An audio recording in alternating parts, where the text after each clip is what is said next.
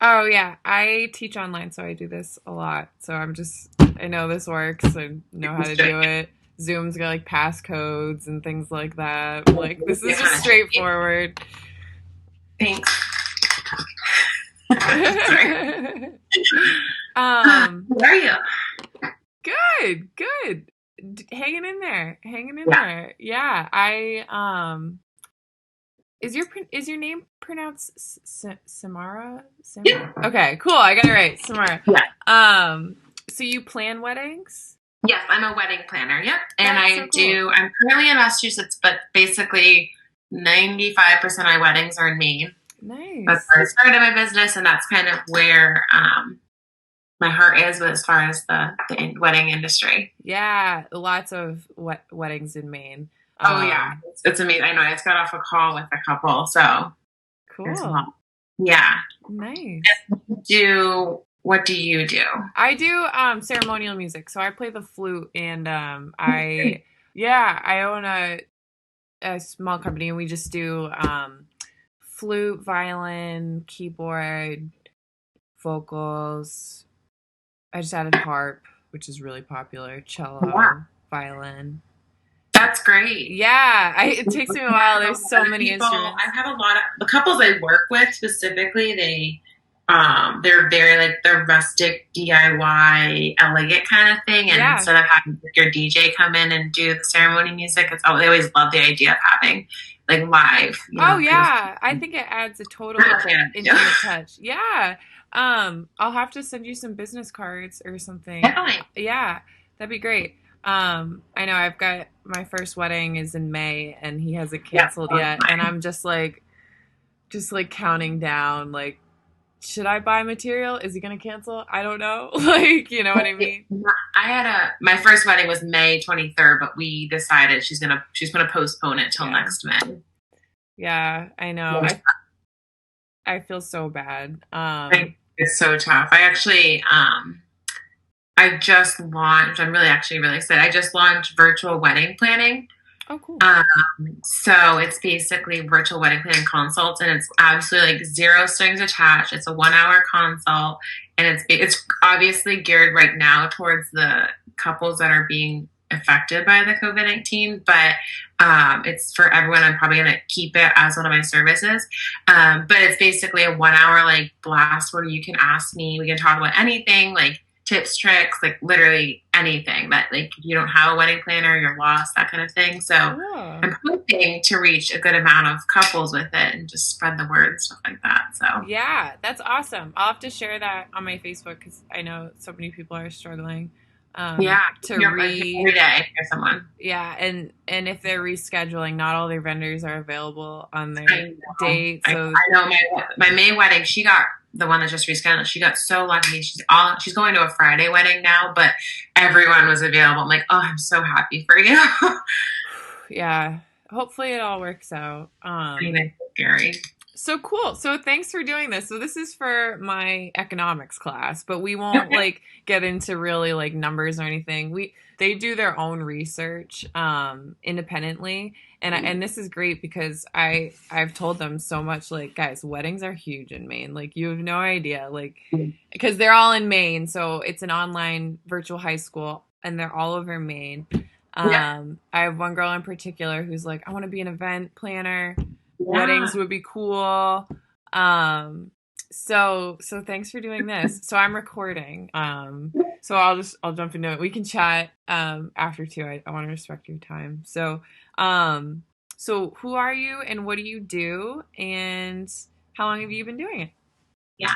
So my name is Samara. I'm currently based in Massachusetts, but I'm a wedding planner, and I do predominantly 95% of my weddings are based in Maine, basically anywhere from York all the way up to Bar Harbor. I'm heavily focused on the coast. Now I'm slowly going inland. I do a lot of weddings in the Camden area, Portland area, Saco, that kind of stuff. And I do a lot of rustic weddings, which fit really well with the main industry, but I kind of twist my vibe kind of with rustic, glam, elegant, kind of with a twist of modern to it. And that's one thing I've learned is branding is so crucial because the wedding industry is huge, specifically in Maine because it's an amazing industry and really prominent up there. And being able to really be specific in the type of clients you're trying to target is very, very important because you're getting all sorts of different types of couples coming to you. So rebranding myself and really finding a brand has been one of the most important things for me. And I feel like I've kind of pretty much gotten that. And I've been at this on my own in my own business for 2 years now. And I just fell in love with it. I work for a boutique hotel up in Camden and did their weddings and kind of just was like, why not do my own thing? Yeah, totally. Yeah. That's so cool. Up in Camden. Yeah. I think I have students who live up there. That's so cool. Cool. Yeah, it's beautiful area. Yeah.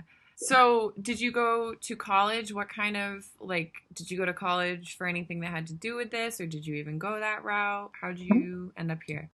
Yeah, I've always had a passion for events. Ever since I was little, I remember planning my little sister, when I was 10, I planned my little sister's birthday party, had animals come in, so I've always loved the planning component and had that entrepreneurial type to me. So I went to Husson up in Bangor, and I they have a 5-year master's program. So I got my master's in my MBA, and then I got my bachelor's in hospitality and tourism management. And I did that in about 4.5 years. And basically, so I had the hospitality background. So from graduating, I went into the hotel world, and that's kind of it dominoed. I got promoted within the company, and then I was their group sales and events manager. And then basically I handled all the weddings and events within the hotel. Very cool. So what started as hospitality turned into a really specific niche within the hospitality field. That's really cool. Yeah.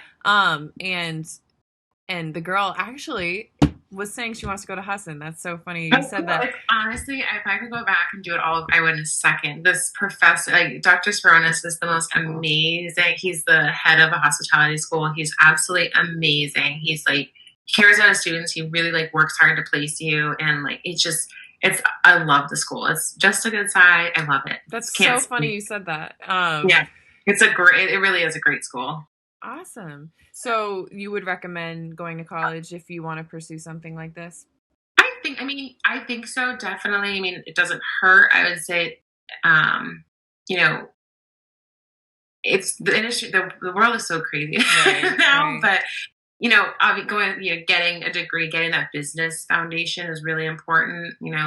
Understanding how to write a business plan, how, what it means to break even and how to make profit and stuff like that is obviously really important. But I'm a firm believer that, obviously you learn in the classroom, but I think I'm at least someone that you really need to do the activities and really experience it to really understand if you really do like it or not. And that's one thing that's great about Husson is they require you to do, depending upon your specific major, at least one internship. Oh, cool. In order to graduate. Yeah. That's awesome. Yeah. Yeah, we talk about internships a lot and how valuable they are. It's free work, but really important. Yeah, so cool. Yeah, and especially representing yourself, you want to have good grammar, things like that, just the basics. College can't hurt. Awesome. So let me see. What are my questions here? So we talked about college, how you got here. And you always knew you wanted to do this. You worked in the hospital. I would say, you obviously have some back and forth, and I don't do it. Well, right now I'm doing it full time just based on what's going on, but I don't do it full time yet. My goal, I would love to be able to do it full time, but I'm not in a rush to do it full time. I limit myself every year how many weddings I do, just because I'm still learning. And there's so much to learn, and the wedding industry is always changing. There's new fads and all trends and stuff like that. So I've definitely known I've always wanted to do something entrepreneurial, wedding event-esque type. Totally. In 2 years, that's a relatively short amount of time to be pushing yourself too much. That's too soon, too fast. And you want to we have a lot of students too, even if they aren't doing like events, they're talking about starting their own business and things like Mhm. that. And we talk about startup costs and all that. Like, Yeah, and even I go through it. It's like, what do I buy first? What do I do first? Like, you really have to plan it out. And that's yeah, where the business backgrounds really help you. That's definitely for super sure. cool. For sure. Awesome advice. So what hours do you work? I kind of get to pick my hours because it's my thing. I'm always accessible Monday through Friday, but I really try to I don't want to send emails like past 8 o'clock. Don't Right. want to take, you want to set some sort of guidelines for your couples because if they know they can text you or email you at 11 o'clock and they'll get a response, they're going to, and, 5 in the morning and stuff like that. So I really try to stick to an 8 to 5 window Monday through Friday. I try to be closed on Sundays and then Saturdays in the wedding season are, closed, but that's because I'm at a wedding. Absolutely. Not talking to future clients. Totally. Yeah, exactly. Um, Very cool. So, do you work all year doing this or is it Yeah, seasonal all year? I would say, I mean, obviously, main wedding season peak, at least what I've seen, is mid May to mid October or so. So that's like the peak season where you're focused on your weddings, not so much. You're getting some inquiries, but it's not like it's engagement season.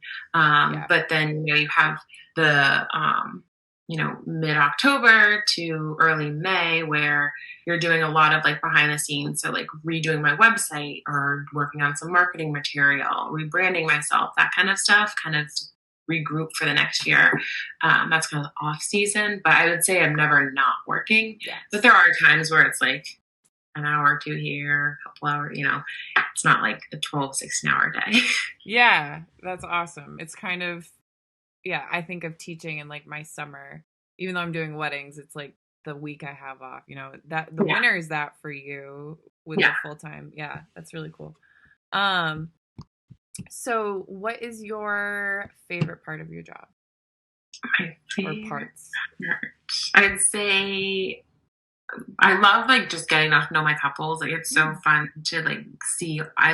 They're all so different. Mm. Uh, and I work with couples anywhere from like 2 years to 6 months before their wedding, so I get to really know them. Wow. Um, and then depending upon how close they are, I see them frequently. I've had a couple weddings couples that really like end up like one of them is like now a good friend of mine. No So way. yeah, she's like really she's a what now she's a makeup artist and stuff like that. So it's fun. Now I'm doing her now husband. His sister is getting married in October, and now I'm doing their wedding. So it's really fun to like just get to know people and like, be friends with them. Yeah. I'd say, but obviously, like I know like not every couple is going to be like that, but just building those relationships is really really nice, and just I guess seeing it all come together. Wedding day, I love seeing the dress. That's always my like big reveal, and then the setting, the table setting, stuff like that. Seeing that all come together, and just it's such a rewarding like job. I don't really like to call it job 'cause it's not really a job, but it's such a rewarding career that you like. It's a lot of work, but it's so rewarding. The it's outcome's pretty amazing. it's very creative too, in Yeah, a way, artistic. And especially with branding yourself and all that stuff, that takes a lot of um thought and like yeah, consistency. Yeah, with how you're representing, what images you're using, and things like that. That's cool. for sure. So, what kind of tasks are you doing as a wedding planner? You say you work with people sometimes 6 months before their wedding, sometimes 2 years, but are the tasks all pretty much the same? It depends upon what package they choose. So right now I have four different packages, ranging from just a basic research package to full planning. But so it depends obviously again what package they pick. But if they pick one of the partial planning is my most popular package, and that's couple normally come to me. They have their date set, their venue, and a couple of vendors. And so from there, we would work on finalizing the rest of their vendors. I would do some outreach to, if they really need a makeup artist, I'd go do some research to find out which makeup artists specifically, ideally ones that I've worked with, Mm-hmm. if not ones that come, highly recommended to me, are available. So we'd work on, finalizing their vendor list. Um, helping them keep on track with their budget, um, site visits, do virtual calls. I'm always accessible to my couples, so no matter, I'm always, every package they can ask me anything they need. That's so Um, cool. yeah, and then I'm trying to think of big picture stuff, and then as far as like when it leads up to the wedding is building their timeline. So I communicate with all the vendors leading up to it, and basically get their timelines. And then from there, I build a master timeline that I then distribute to everyone. That basically includes everything from when she gets into her dress, to when he's putting on his suit, to, when the cake's being cut, to the flowers being tossed, that kind of stuff. And then I do talk about design inspiration, create an inspiration board, how they want their table settings, that kind of stuff. Yeah, you really help put it all together. And I can see the benefit on the other side as a couple, no matter what package, because it is so much time and stress and money because they're probably working full-time jobs. You're Yeah. planning a wedding, your work doesn't stop. Yeah. Um, and yeah, it's Mhm. just really nice to have someone there. Yeah. And the hard thing about, that I've found, and I've talked to a lot of other planners, the hard thing is it is a very hard service to sell, in the sense that everyone, well, not everyone, majority of people, they want a florist, they want a caterer, they got a photographer, they want a photographer. Planner, sometimes people don't see the need in it, as it's more just they look at it as an additional expense. And I have had a lot of couples either come to me saying, I wish I hired you for a bigger package, or I wish I hired you sooner, or I wish I hired a planner to begin with. And it's sadly a service that people realize they really needed and wanted, and when it's too late. So I think that's definitely a big struggle as far as this specific career path and type of vendor, but it's that's the way it is. Yeah, and I've been at weddings where you can see moments, and I've thought of like, wow, if that woman wasn't there, like what would have just happened? Like, you know Yeah. what I mean? Like it would have just been so unorganized. And so Yeah, it's pretty crazy. And that's when it comes in handy, really networking and knowing yeah. vendors that I have so many that come from references and stuff like that, and being involved, in, network groups and stuff like that. Yeah. It's so important, because there are a lot of vendors out there, and I don't want to say it's saturated. It's not, because it's so every planner is so different. But you do have to definitely make those connections in order to get those leads and stuff like that. Yeah, and the audience is so huge, so it might seem really saturated, but the demand is there, I think. Oh yeah, people are Yeah. always getting married. There's They're always enough married. weddings, like um totally. So Yeah, yeah. so what are your more least favorite parts of your job? Least, the family can be tough. They can be, especially the parents, because a lot of times they're paying for it, so they feel that they have the need to say and give their 2 cents, and stress the couple out. Which, I mean, it's inevitable that's going to happen, and it's hard to be kind of the middleman on that. Luckily, I haven't really had any. I've had a couple momzillas, but nothing crazy, which is good. But I would say that's one of the things that can be really tough and frustrating, is when you have a lot of family members wanting to be involved or give their input, or say something to the couple, and then they're coming to you second guessing or something like that, and it's like, you just mind your own business. Yeah, and then you have more than one client Yeah. almost, and that's yeah, more than you signed up for in a way. Yeah, it's a lot more work. Yeah.